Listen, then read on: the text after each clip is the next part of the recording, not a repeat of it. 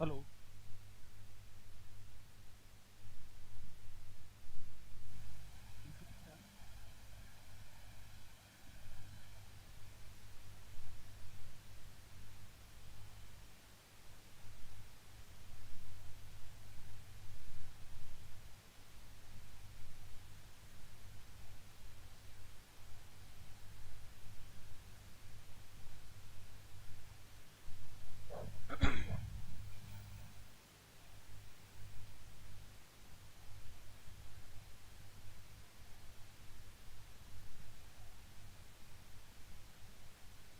Hello friends, कैसे हैं आप लोग? Good evening. अभी प्रदेश सामान्य ज्ञान की श्रृंखला चल रही है और ऐसी आशा है कि आपको समझ में भी आ रहा होगा। और जहाँ कोई समस्या हो तो आप हमें कमेंट करके बताएं। अभी तक हमने मध्य प्रदेश में, सब बच्चे आ जाएं। और अभी तक मध्य प्रदेश में हमने इतिहास के कुछ चैप्टर पढ़े। प्रागैतिहासिक काल पढ़ा, उसमें नवपाषाण काल, मध्य पाषाण काल और ताम्र पाषाण काल के बारे में पढ़े। इसके बाद पौराणिक काल में क्या घटनाएं हुई मध्य प्रदेश में, उनका भी अध्ययन किया। और कुछ प्राचीन स्थल मध्य प्रदेश की जो हम अभी पढ़ रहे थे, भीमबेटका, सांची, इनके बारे में कल चर्चा हुई थी। इसी क्रम में हम आगे चलते हैं। उससे पहले कुछ प्रश्न मैं लिख रहा हूं, आप लोग बताइए। मध्य प्रदेश सामान्य ज्ञान, पहला प्रश्न। भीम बैठका में मध्य पाषाण काल के अवशेष किसने खोजे थे? ये प्रश्न है और मैं इसके ऑप्शंस भी लिख रहा हूं। बी एस बांकड़कर, ये पहला विकल्प है। दूसरा विकल्प है आर बी जोशी। तीसरा विकल्प है डॉक्टर सांकलिया। और चौथा विकल्प है टेलर। चलिए जल्दी कमेंट में बताइए। प्रश्न क्लियर है? भीमबेटका में मध्य पाषाण काल के अवशेष इनमें से किसने खोजे थे?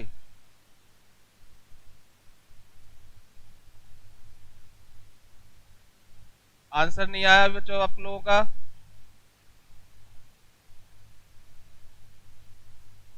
इनमें से कोई भी नहीं है। वी मिश्रा। ऑप्शन पे मत जाइए बेटा, जो आंसर सही है वो बताइए। वी मिश्रा, इन्होंने यहां पर मध्य पाषाण काल के अवशेष खोजे थे। अगर इसको प्रश्न हम बदल दें, भीमबेटका भीमबेटका की गुफाओं की खोज किसने की थी, तो आंसर क्या आएगा? गुफाओं की खोज किसने की थी? अब आंसर बताइए।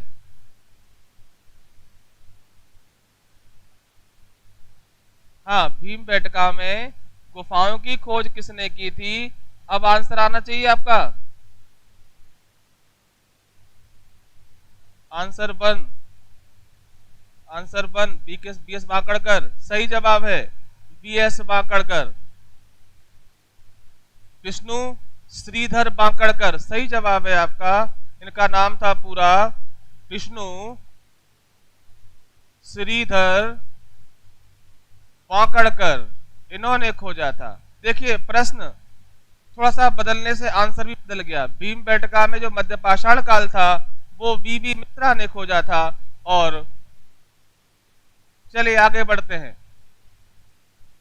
अगला प्रश्न लिख रहा हूं मैं, ये हम पढ़ चुके हैं बेटा। मध्य प्रदेश में मध्य पाषाण काल के मध्य प्रदेश में मध्य पाषाण काल का इनमें से कौन सा स्थल है। Number 1 Adamgarh, number 2 Bhimbetka. Option पे ना जाए, जो आंसर सही है वो बताएं। नापदा टोली या 1+2, आंसर दीजिए।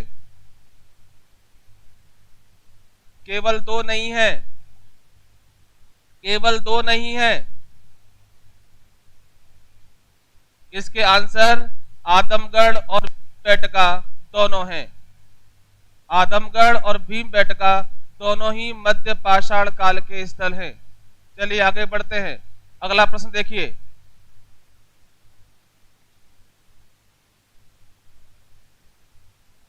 मध्य प्रदेश में मानव कंकाल के साक्ष्य कहां प्राप्त हुए हैं? ये प्रश्न है। नंबर 1 नापदा टोली, कैथा,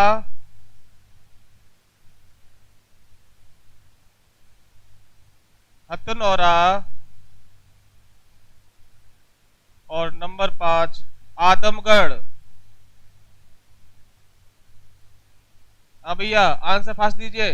मानव कंकाल मध्य प्रदेश में कहां मिला था?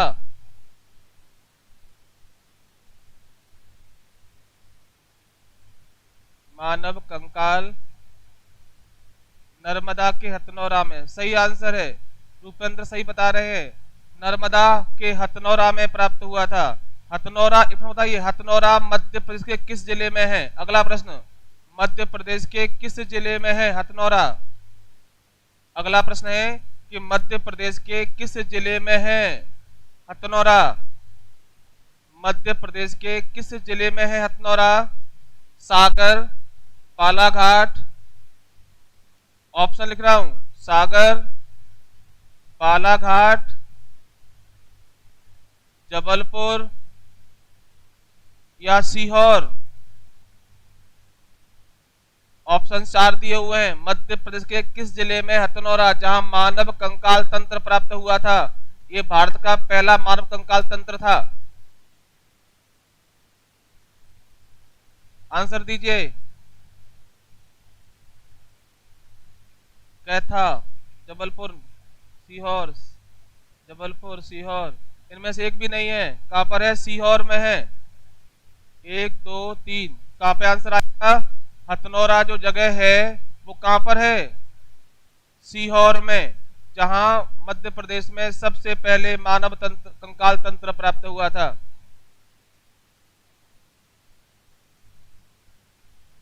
सीहोर, सीहोर सही जवाब है, सीहोर। आगे बढ़ते हैं। एक प्रश्न और लीजिए। मध्य प्रदेश में मानव पशुपालन करता था। मध्य प्रदेश में मानव पशुपालन करता था। इसका साक्ष्य कहां मिला है? इसका साक्ष्य मध्य प्रदेश में कहां मिला है? क्वेश्चन क्लियर है? मध्य प्रदेश में मानव पशुपालन करता था, इसका साक्ष्य कहां मिला है? मध्य प्रदेश में मानव पशुपालन करता था, इसका साक्ष्य कहां मिला है? हाँ, पढ़े क्वेश्चन इसको।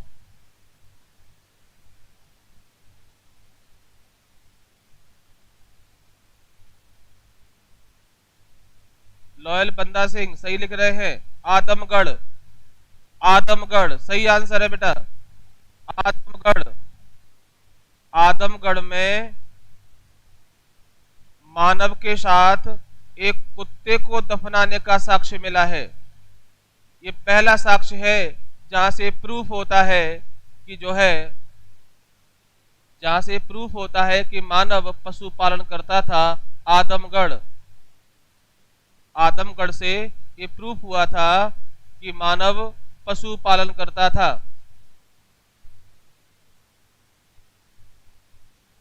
बहुत बढ़िया, अच्छा खेल रहे हैं आप लोग। चलिए अब अपन टॉपिक पे आ जाते हैं। कल सैटरडे है और कल आपका हम जितना पढ़े हैं अभी तक हम टेस्ट रखेंगे और कल हम बात करेंगे टेस्ट के बारे में। चलिए आगे बढ़ते हैं। कल हम भारहूत का स्तूप पढ़े थे। क्या पढ़े थे? भारहूत का स्तूप पढ़े थे कल।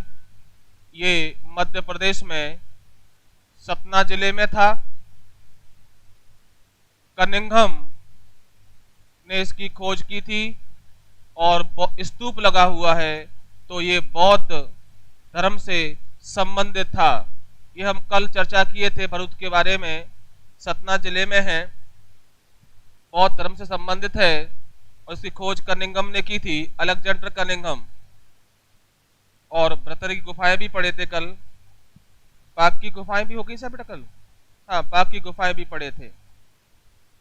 चलिए आगे बढ़ते हैं, आज आगे चलते हैं। बेटा बाग में कुल कितनी गुफाएं थी? 9 थी, 5 बची थी। बाग में कुल 9 गुफाएं थी। हाँ, लास्ट चैप्टर बाकी गुफाएं पढ़ रहे थे, आया याद। बाकी गुफाएं पढ़ रहे थे। ये मध्य प्रदेश के किस जिले में थी? मध्य प्रदेश के धार जिले में थी, कुच्ची तहसील में, बागिन नदी किनारे। और यहाँ पर कुल 9 गुफाएं थी जिनमें से 5 अभी हैं। 5 अभी हैं।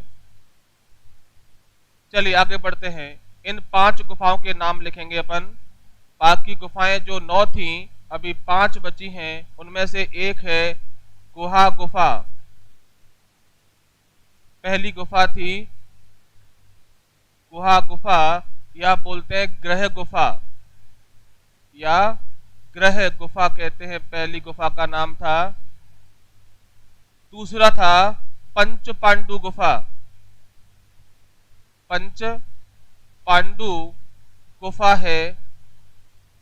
इसी गुफा में एक विख्यात मूर्ति प्राप्त हुई जिसे बोलते हैं पद्म पाणी। पद्म पाणी बौद्ध। एक प्रश्न कि पद्म पाणी बौद्ध का जो स्टैचू है, जो मूर्ति है, किस गुफा में प्राप्त हुआ था? तो पंच पांडु गुफा में प्राप्त हुआ था।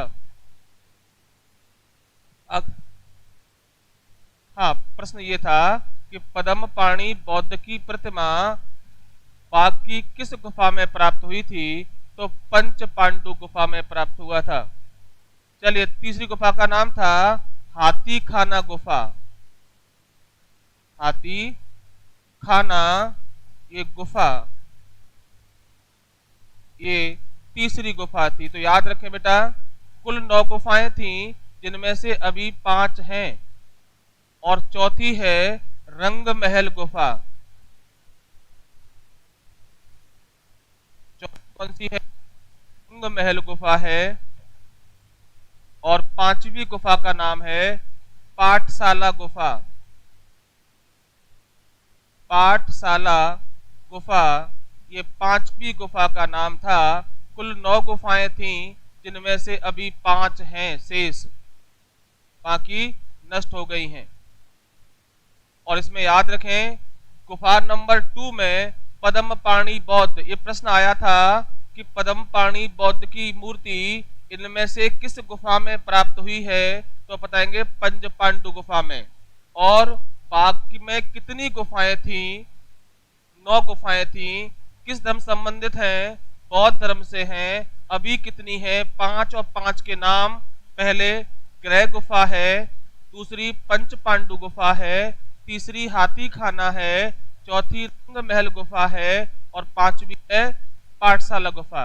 एक बार देख लीजिए आप, कुल 9 में से 5 अभी हैं। चलिए आगे चलते हैं, साफ कर दूं।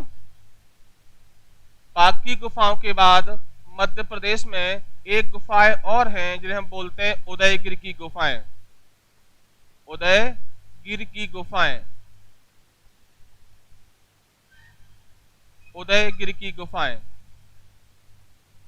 दूसरी है उदयगिरि की गुफाएं। बेटा ये मध्य प्रदेश में एक जिला है विदिशा,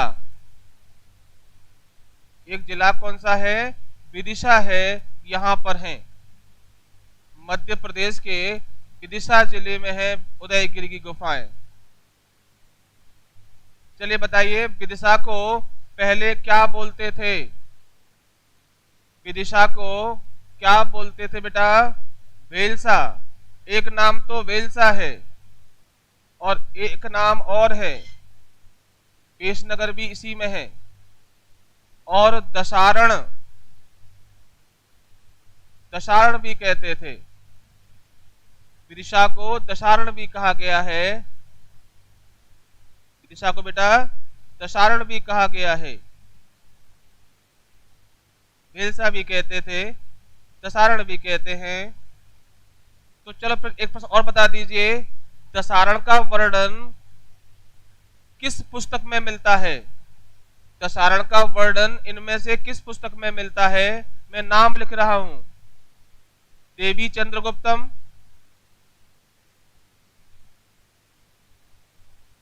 पहला किताब देवी चंद्रगुप्तम, दूसरा कुमार संभव,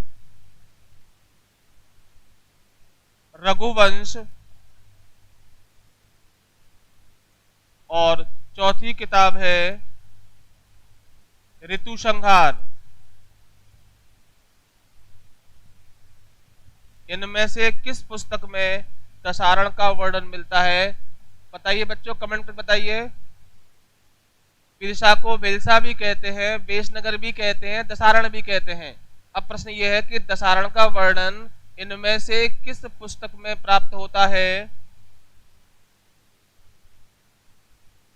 रघुवंश, चौरसिया कह रहे हैं रघुवंश में होता है, बिल्कुल सही जवाब है। सौम्या पाल भी कह रही रघुवंश में होता है, बिल्कुल सही है, रघुवंश, रघुवंश में वर्णन मिलता है। रघुवंश जो बुक है इसके राइटर है महाकवि कालिदास, महाकवि कालिदास हैं।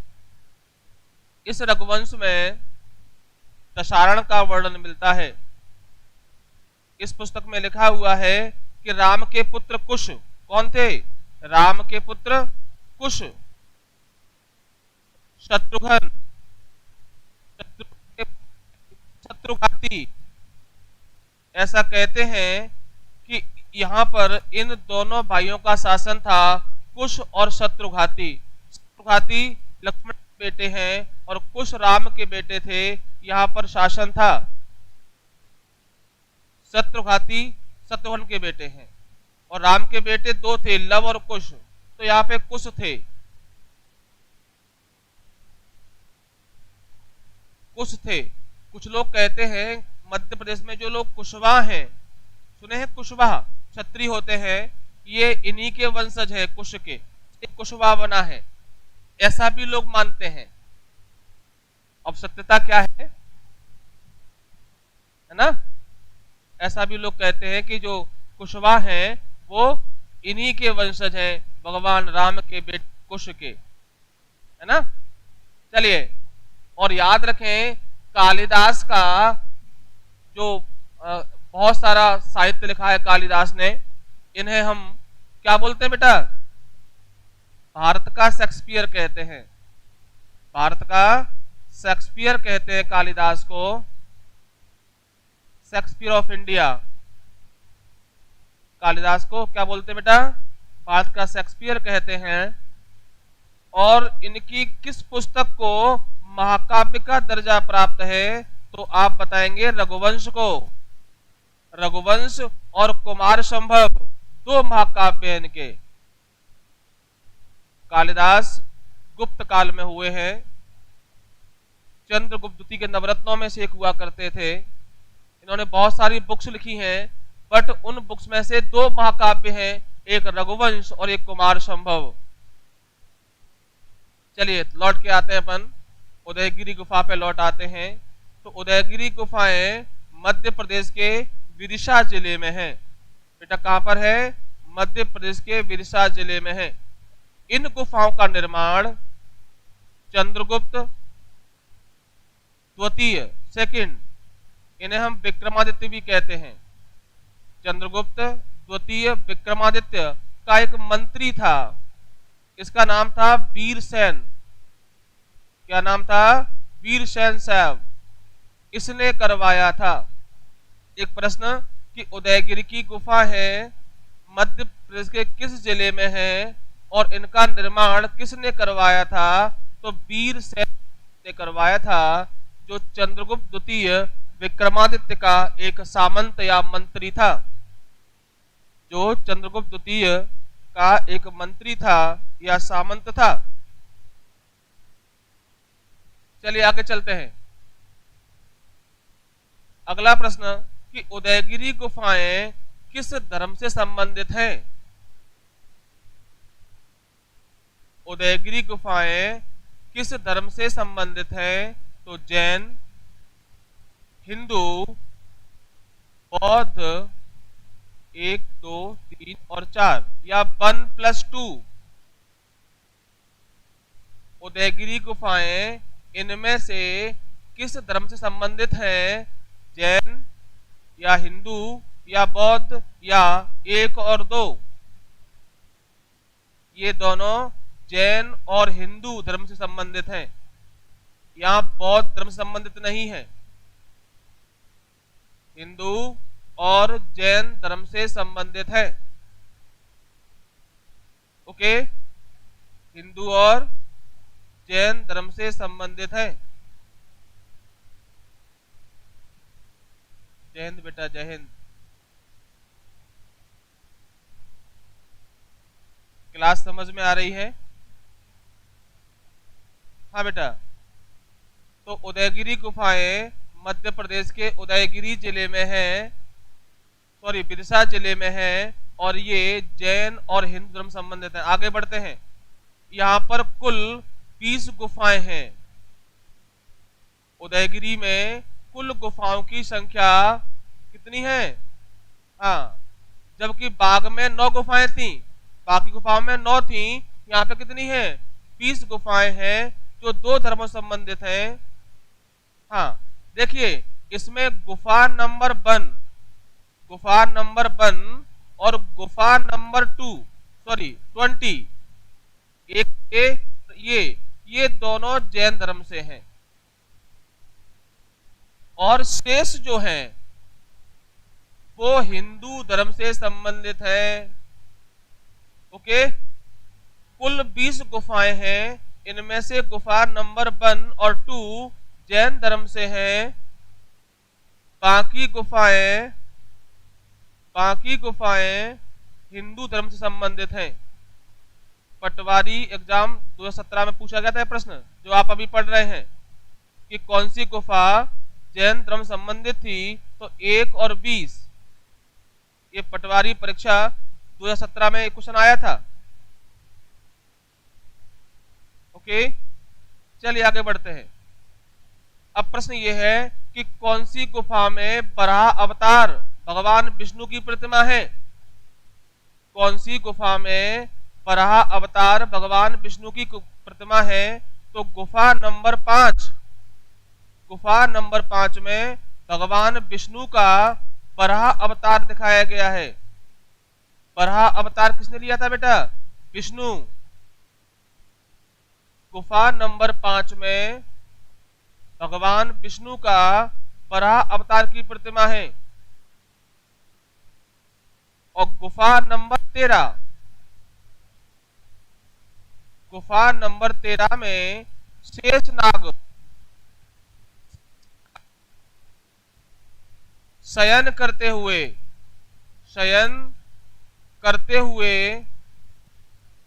भगवान विष्णु की प्रतिमा है।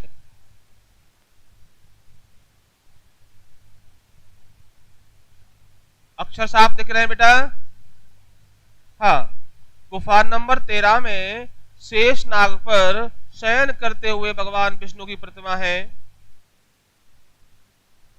ओके, फिर सुन लीजिए एक बार कि उदयगिरी की गुफाएं विदिशा जिले में है। इन गुफाओं का निर्माण चंद्रगुप्त द्वितीय विक्रमादित्य के मंत्री वीरसेन साहब ने करवाया था। वीरसेन साहब ने करवाया था। क्लियर है? यहाँ कुल 20 गुफाएं हैं। इनमें से गुफा नंबर 1 और गुफा नंबर 20 ये जैन धर्म की हैं, बाकी सभी हिंदू धर्म से हैं। ओके, और ये 2 गुफाएं बड़ी महत्वपूर्ण हैं। गुफा नंबर 5 वराह भगवान विष्णु का है और गुफा नंबर 13 में शेष नाग पर शयन करते हुए भगवान विष्णु हैं। ओके, ये उदयगिरी गुफाएं आप अभी पढ़े। आगे चलते हैं, साफ कर दें इसको बेटा।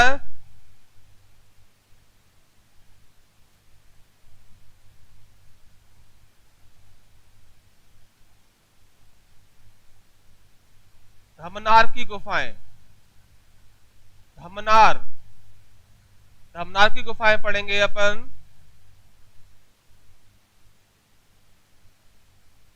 प्राचीन काल में इसको चंदनगिरी महाविहार कहते थे। क्या नाम था इसका? चंदनगिरी महाविहार था इसका प्राचीन नाम। क्या बेटा? चंदनगिरी महाविहार इसका नाम था। धमनार की गुफाएं मध्य प्रदेश के मंदसौर जिले में है। मध्य प्रदेश के मंदसौर जिले में है।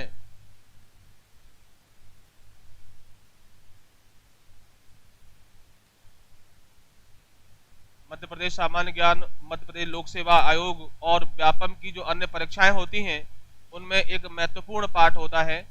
और जो एमपी लोक सेवा आयोग का परिवर्तित सिलेबस आया है उसमें इसकी भूमिका और भी ज्यादा बढ़ जाती है। तो आप बेहतरीन तरीके से को पढ़ें। हम आपको एक से एक बेहतरीन कंटेंट देंगे, बस आप उसको समझते जाएं। हाँ बेटा, धमनार की गुफाएं किस जिले में है? मंदसौर जिले में है। और इनको हम पहले चंदनगिरी महाविहार के नाम से जानते थे। चलिए आगे बढ़ते हैं। एक प्रश्न आपके लिए, मंदसौर का प्राचीन नाम क्या है? मंदसौर का प्राचीन नाम क्या है? एक प्रश्न आपके लिए। दूसरा, मंदसौर शहर किस नदी के किनारे बसा हुआ है? किस नदी के किनारे है? 2 प्रश्न। मंदसौर का प्राचीन नाम क्या है? और दूसरा प्रश्न है कि मंदसौर इनमें से किस नदी के किनारे है? हाँ, इसका जो प्राचीन नाम है वो दसपुर है और नदी है शिवना। ये भी है कि रानी मंदोदरी मंदसौर से ही थी। रावण की धर्मपत्नी मंदोदरी, ऐसा भी एक अनुश्रुति है कि यहीं से रहने वाली थी। तो मंदसौर का जो प्राचीन नाम है वो दसपुर है। और ओके, आगे बढ़ते हैं। धमनार की गुफाएं किस धर्म से संबंधित थी? तो अपन बताएंगे बौद्ध धर्म। धमनार की गुफाएं किस धर्म से संबंधित हैं? तो बौद्ध धर्म से संबंधित हैं। धमनार की गुफाएं किस धर्म से संबंधित हैं? तो आंसर रहेगा बौद्ध धर्म। क्लियर बेटा? धमनार की गुफाएं मंदसौर जिले में है। इसे प्राचीन काल में चंदनगिरी महाविहार कहते थे। ये बौद्ध धर्म संबंधित है। चलिए आगे बढ़ते हैं। अब हम बात करते हैं इन गुफाओं की खोज किसने की थी? इन गुफाओं की खोज 1821 में जेम्स टोड ने की थी। कौन ने की थी? James Tod. जेम्स टोड ने 1821 में की थी।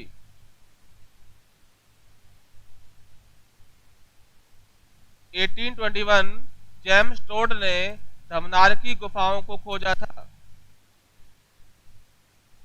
एक प्रश्न और कि धमनार में एक कब्र भी है। धमनार में इस्लाम धर्म की एक कब्र या बोलते हैं मकबरा। धमनार में इस्लाम धर्म का एक मकबरा या कब्र भी है जिसे बोलते हैं बाबा की मजार। एक प्रश्न कि बाबा की मजार मध्य प्रदेश में कहाँ स्थित है? तो धमनार में है। बाबा की मजार धमनार की गुफाओं में है, मंदसौर जिले में।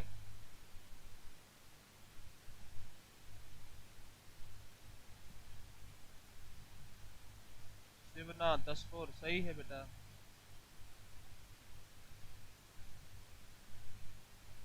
चलिए आगे बढ़ते हैं। अगला प्रश्न, धमनार हो गया। अब हम बात करते हैं धमौनी। धमौनी का दुर्ग, धमौनी का दुर्ग अगला टॉपिक है। धमौनी का दुर्ग ये मध्य प्रदेश के सागर जिले में है। ये मध्य प्रदेश के सागर जिले में है धमौनी का दुर्ग।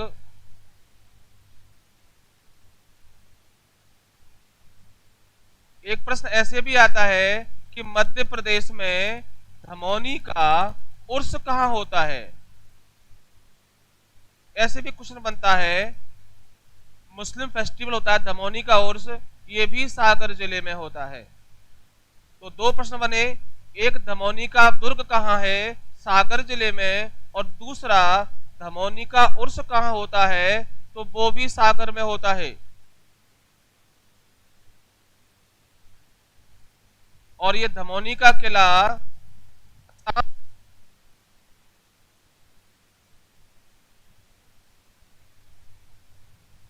दशान नदी के किनारे है। ये धमौनी का किला, इसका निर्माण राजा सूरज शाह ने करवाया था। ये गढ़मंडला का राजा था, गौड़ वंश का। इसने करवाया था। धमौनी के किला या धमौनी का जो दुर्ग है, इसका निर्माण गढ़मंडला के गौड़ शासक राजा सूरज शाह ने करवाया था।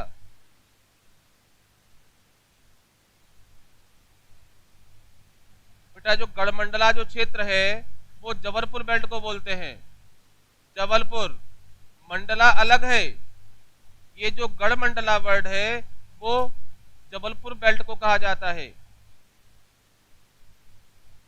आगे बढ़ते हैं। यहां तक कोई दिक्कत? हाँ सागर में ही होता है। आगे चलते हैं। एक बढ़िया क्वेश्चन बताते हैं हम आपको।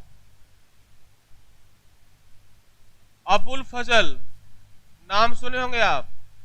अबुल फजल जो अकबर के नवरत्नों में से एक था। अकबर के नवरत्नों में से एक थे। इन अबुल फजल का जन्म इसी किले में हुआ था। एक प्रश्न कि अबुल फजल का जन्म मध्य प्रदेश के किस किले में हुआ था? तो धमौनी के दुर्ग में हुआ था। ऐसे मस्त मस्त क्वेश्चन हम आपको कहीं नहीं मिलेंगे आपको बेटा। ये क्वेश्चन आपने के लिए पढ़ा होगा, अपने नवरत्नों में से एक थे। अबुल फजल जो अकबर के नवरत्नों में से एक थे। अबुल फजल जो अकबर के नवरत्नों में से एक थे, उनका जो जन्म स्थान है वो धमौनी का दुर्ग है। कहाँ बेटा? धमौनी का दुर्ग है। अबुल फजल का जो जन्म स्थान है वो धमौनी का दुर्ग है।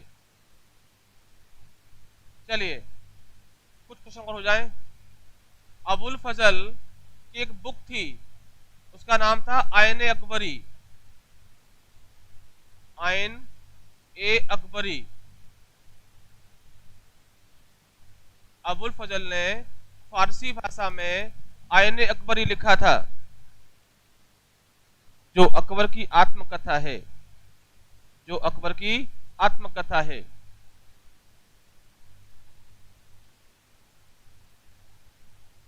मध्य प्रदेश के इतिहास में आगे हम चलेंगे, जब बुंदेला वंश आएगा तब एक क्वेश्चन और आएगा, उसको यहां सुन लीजिए आप। एक प्रश्न आता है कि अबुल फजल की हत्या मध्य प्रदेश के किस शासक ने की थी? एक प्रश्न, किस शासक ने अबुल फजल की हत्या की थी? अबुल फजल की हत्या की थी। एक क्वेश्चन, आंसर दीजिए आप लोग। किस शासक ने अबुल फजल की हत्या की थी?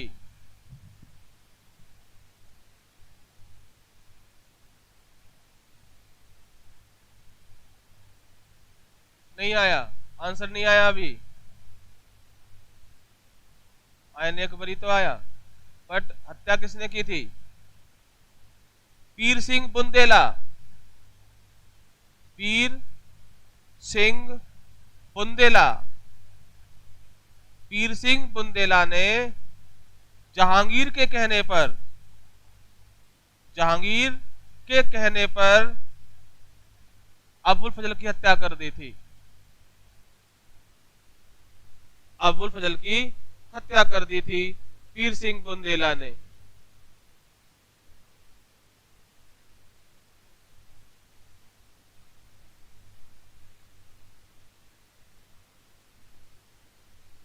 ओके, हुआ क्या था कि जहांगीर ने अपने पिताजी अकबर के खिलाफ विद्रोह किया था।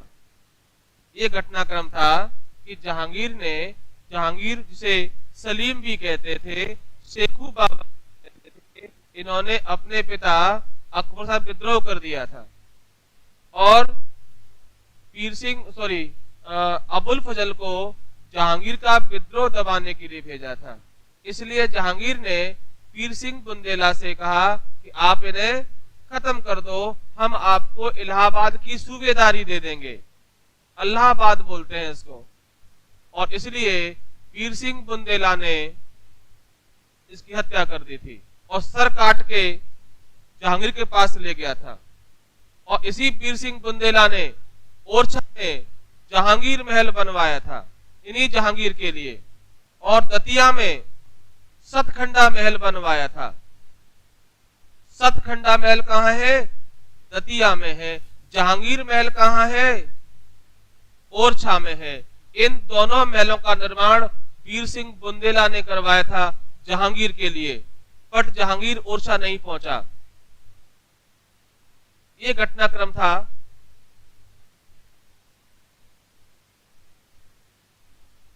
गुड इवनिंग बेटा, गुड इवनिंग बेटा, गुड इवनिंग तो हो गई, पढ़ो भैया तो आंसर बताओ। चलिए आगे बढ़ते हैं। इसके बाद मध्य प्रदेश में मौर्य काल का कुछ अंश है, वो हम पढ़ेंगे।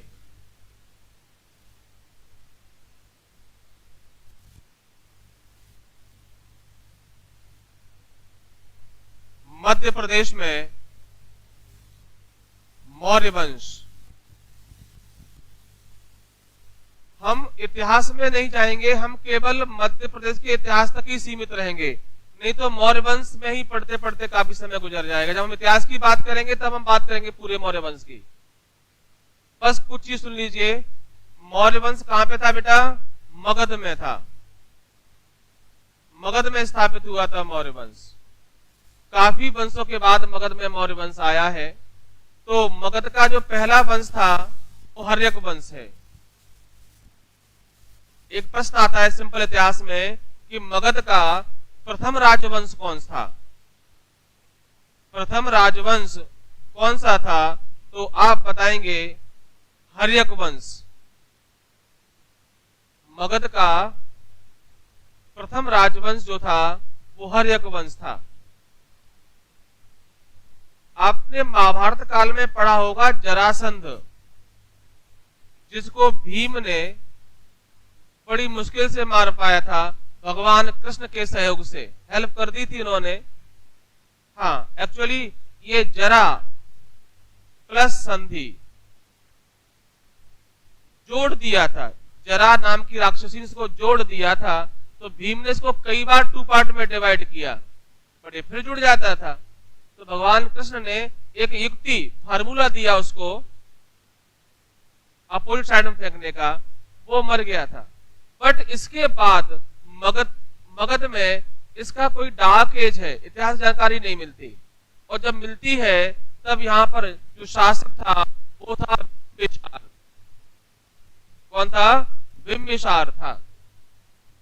हाँ, बिम्बिसार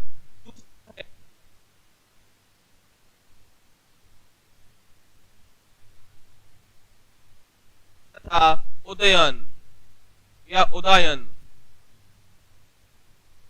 उदयन भी कहते हैं इसको। बिम्बिसार, अजातशत्रु और उदयन। चलिए, एक प्रश्न हम कल बताए थे कि बिम्बिसार ने मध्य प्रदेश में अवंती के किस शासक के लिए, अवंती के किस शासक के लिए अपना एक डॉक्टर था, फैमिली डॉक्टर जीवक को भेजा था? हाँ, उसका नाम था चंड प्रद्योत। ये हम कल बात किए थे, चंड प्रद्योत। जब मगध में बिम्बिसार है तब अवंती का शासक था वो चंड प्रद्योत था, इसी के लिए भेजा था बिम्बिसार ने। ओके, चलिए आगे चलते हैं। मध्य भारत के इतिहास में किसे बोलते हैं पितृहंता वंश? हाँ, पितृहंता वंश हर्यक वंश को ही कहा जाता है। पितृहंता वंश हर्यक वंश को कहा जाता है क्योंकि इसमें प्रत्येक राजा ने राजा बनने से पहले अपने पिता की हत्या की थी, तो पितृहंता कहते हैं। राधे राधे बेटा, राधे राधे।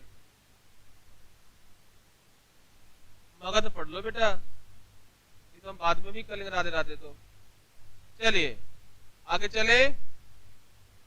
हाँ, अगर पूरे वंश की बात आती है कि किस वंश को हम पितृहंता वंश कहते हैं, तो हर्यक वंश की बात आती है।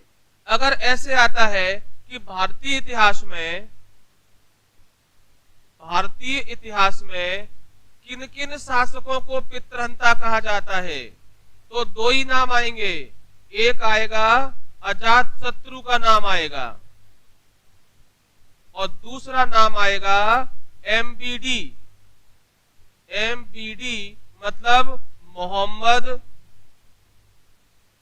बिन तुगलक, पागल बादशाह। इसे पागल बादशाह भी कहा गया है इतिहास में। तो ध्यान रखें, भारतीय इतिहास में किन किन राजाओं को पितृहंता कहते हैं, तो 2 राजा हुए। एक अजातशत्रु जो हर्यक वंश का है, दूसरा है तुगलक जो तुगलक वंश का शासक था, जो तुगलक वंश का शासक था। इन दोनों ने अपने पिता की हत्या की थी। इन्होंने अपने पिता बिम्बिसार की हत्या की थी और इन्होंने अपने पिता गियासुद्दीन तुगलक, किसकी? गियासुद्दीन तुगलक की हत्या की थी। तो याद रखें, भारतीय इतिहास में केवल 2 हुए जिनको हम पितृहंता के नाम से जानते हैं। तो 2 कौन कौन है बेटा? एक अजातशत्रु है और दूसरा है मोहम्मद बिन तुगलक। अजातशत्रु ने अपने पिता बिम्बिसार को मारा,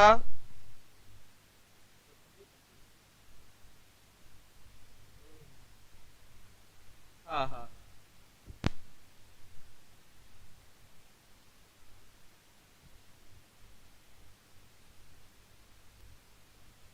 हाँ भाई आवाज आ रही है? चलिए आगे बात करते हैं। तो हम पढ़े कि भारतीय इतिहास में कौन सा वंश पितृहंता है, तो हर्यक वंश की बात करेंगे। और भारतीय इतिहास में किन 2 राजाओं को पितृहंता कहा जाता है, तो एक तो प्राचीन भारत में कौन है? अजातशत्रु, जिसने अपने पिता बिम्बिसार को मारा था, और दूसरा है तुगलक वंश का शासक मोहम्मद बिन तुगलक, जिसने अपने पिता गियासुद्दीन की हत्या की थी। चलिए आगे बढ़ते हैं। तो मगध का ये पहला राजवंश हर्यक वंश था, जिसमें पहला था बिंबिसार, दूसरा था अजातशत्रु जिसे कुणक भी कहते हैं, और तीसरा था उदयन। उदयन के बारे में एक प्रश्न बहुत महत्वपूर्ण आता है कि इसने पाटलिपुत्र की स्थापना की थी। इसने पाटलिपुत्र शहर बसाया था गंगा और सोन नदी के संगम पर। गंगा और सोन नदी के संगम पर पाटलिपुत्र शहर बसाया था और इसे अपनी राजधानी भी बनाया था। इसे अपनी राजधानी भी बनाया था। ये प्रश्न कई बार पूछा गया कि पाटलिपुत्र शहर की स्थापना किसने की थी। ऑप्शंस में बहुत सारा होगा, बट हमें क्या लगाना है, उदयन लगाना है। एक प्रश्न यहां को और जोड़ सकते हैं कि पाटलिपुत्र को पटना नाम किसने दिया था। पटना नाम किसने दिया, ये प्रश्न भी बेटा एसएससी में आया था। किसने दिया था पटना नाम। पाटलिपुत्र को पटना नाम किसने दिया था।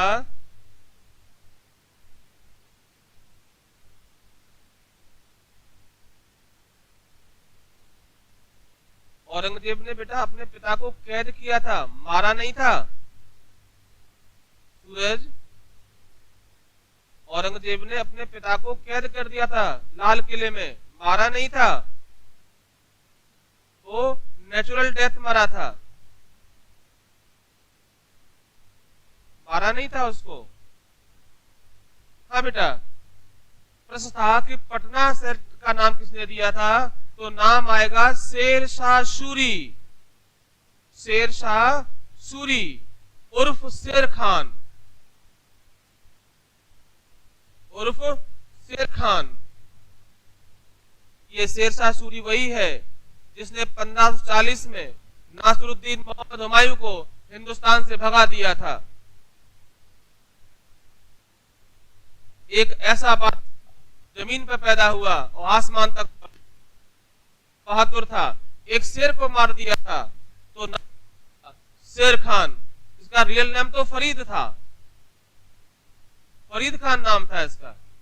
एक शेर को मार दिया तो शेर खान नाम पड़ गया। भारतीय इतिहास में एक तो शेर खान है जिसने शेर को मारा था, और एक नूरजहां का पहला पति, उसने भी शेर को मारा था। और एक हमने मूवी देखी थी, उसमें अमिताभ बच्चन ने भी शेर को मारा था। हाँ देखा था, पर इतिहास में नहीं लोगों ने मारा है। आगे बढ़ते हैं। तो ये हर्यक वंश के बाद नाग वंश का शासन रहा। हर्यक वंश के बाद मगध में नाग वंश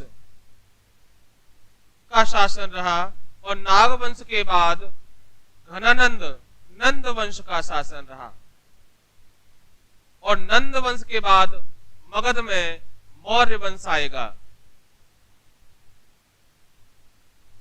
क्योंकि मौर्य वंश का मध्य प्रदेश में शासन रहा है, इसलिए हम सीधा मौर्य वंश के बारे में बात करेंगे।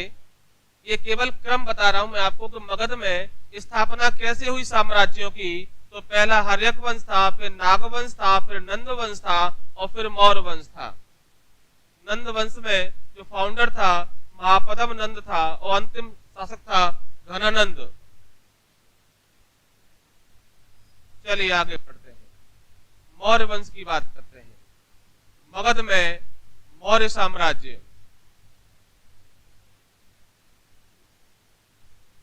ये तो पता ही है कि चंद्रगुप्त मौर्य ने अपने गुरु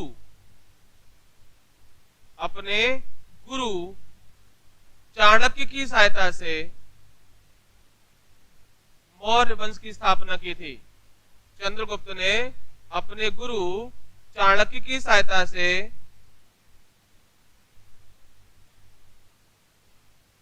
सहायता की थी, और इसका टाइमिंग था 322 बीसी। फाउंडिंग, स्थापना कब हुई मौर्य वंश की में, तो उसका टाइमिंग था 322 ईसा पूर्व, अपने गुरु चाणक्य की सहायता से। एक्चुअली क्या था, चाणक्य और घननंद में कुछ था। हाँ, तो चाणक्य ने कसम खाई थी कि हम नंद वंश को समूल नष्ट कर देंगे। जब भारत पर विदेशी आक्रांता आक्रमण कर रहे थे और कोई सहयोग करने को तैयार नहीं था, तब चाणक्य ने कहा था कि मैं ऐसे लोगों को ढूंढ लूंगा जो देश की रक्षा करने में हमारा सहयोग करें। और 1000 कारसापड़, उस समय की मुद्रा थी कारसापड़, इतने में खरीदा था किसको, चंद्रगुप्त को, और इसी के नेतृत्व में उसने मौर्य वंश की स्थापना की थी। चाणक्य की जो किताब है उसका नाम है अर्थशास्त्र। अब आपको ये बताना है कि चाणक्य की इस पुस्तक का विषय क्या है। चाणक्य की पुस्तक अर्थशास्त्र का विषय क्या है?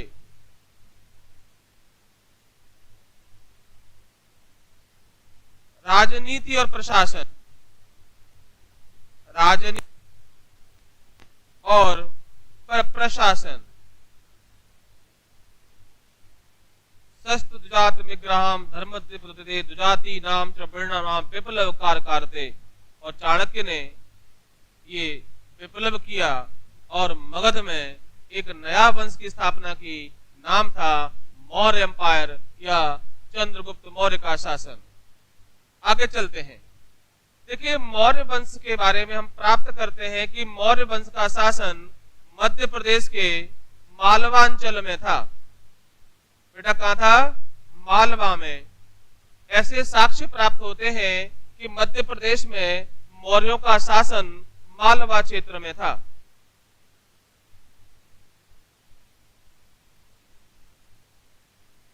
ये भी लिखा हुआ है कि जब बिंदुसार मगध का शासक था, जब बिंदुसार मौर्य वंश का जो शासक था, इसके समय इसका जो बेटा था उसका नाम था अशोक। वो कहां का राज्यपाल था? अवंती का। एक प्रश्न पढ़े थे हम, कल भी शायद पढ़े थे कि सम्राट अशोक शासक बनने से पहले अवंती का शासक था। हाँ, सम्राट अशोक राजा बनने से पहले कहां का राज्यपाल था? अवंती का। और अवंती, ओके, अवंती का राज्यपाल था शासक बनने से पहले। यानी कि जब बिंदुसार मगध का शासक था उस समय की बात है ये। अवंती का राज्यपाल था या गवर्नर था। देखिए, मौर्य काल में भी नहीं, आज भी आप देखें, साम्राज्य को प्रशासन की सुविधा की दृष्टि से राज्यों में बांटा जाता है ना। तो राज्यों का जो प्रमुख होता था उसे राज्यपाल कहते थे। क्या कहते थे? राज्यपाल कहते थे। राज्यों को प्रांत भी कहते हैं। ओके, तो इनको हम प्रांतपति भी कहते हैं। क्या बोलते हैं? प्रांतपति भी कहते थे। तो एक प्रश्न था कि जब सम्राट अशोक शासक बनने से पहले मध्य प्रदेश में कहां का गवर्नर था? तो अवंती गवर्नर था, है ना। कल भी हम चर्चा किए थे इसके बारे में। चलिए आगे बढ़ते हैं। अवंती का गवर्नर था। चलिए बेटा, आज क्लास अपन यही समाप्त करते हैं। कल मौर्य वंश को लेकर आगे चलेंगे। तो आशा है कि आपको ये टॉपिक समझ में आया होगा, और समझ में नहीं आया हो तो आप हमें कमेंट करके बताइए। वैसे तो सारी चीज हम क्लियर करते जा रहे हैं, है ना। आप अपने सभी बंधु बांधवों से भी बताएं कि मध्य प्रदेश सामान्य ज्ञान श्रृंखला चल रही है और ये बिल्कुल निःशुल्क है। और मध्य प्रदेश में कोई भी परीक्षा जो एमपी गवर्नमेंट कराती है उसके लिए सबसे उपयोगी है। तो अधिक से अधिक लोगों को जोड़ें इसमें। ये क्लास बिल्कुल निःशुल्क है। चलिए, धन्यवाद, गुड नाइट।